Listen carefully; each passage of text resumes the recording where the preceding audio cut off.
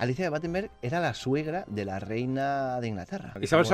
Isabel Segunda, II. ¿no? Isabel II. Venganza. Gina A la Elisa, tercera ¿eh? será el retorno. Y será como, ¿qué? Pues Alicia de Battenberg fue Alicia de Grecia y Dinamarca porque se casó con el príncipe Andrés de Grecia y Dinamarca. O sea, no le venía, le vino heredado. De digamos. Grecia, ¿eh? Bueno, este caso porque es suegra famosa. Porque es suegra famosa de. Y le salvaron cosas. Se salvó por ser suegra, también hay que decirlo. Pero me ha parecido flipante. Alicia de pequeña le diagnosticaron sordera congénita. ¿Qué?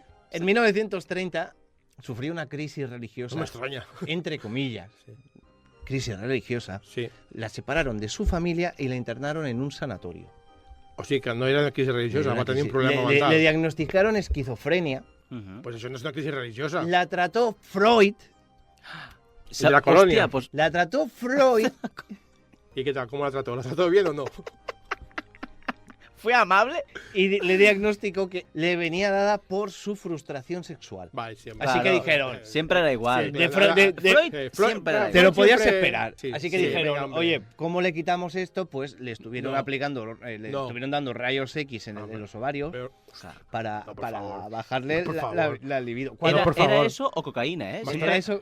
Cuando ya al final salió, fue pasando como de internado de sanatorio en sanatorio, y cuando salió del centro se convirtió en una vagabunda y volvió a Atenas. Pues bastante que no Volvió- fuera convertido en alien. Porque Volvió a O en Atenas. Hulk. Volvió a Atenas, creó un centro de acogida para pobres, y al poco tiempo, a los pocos años, Alemania invadió, bueno, los nazis invadieron Grecia. Se Sí. salvó de los nazis porque era suegra de 2 de ellos. O sea, los maridos de sus hijas eran nazis.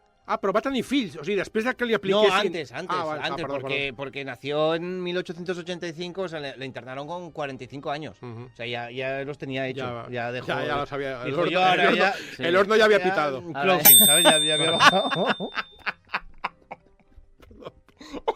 Perdón.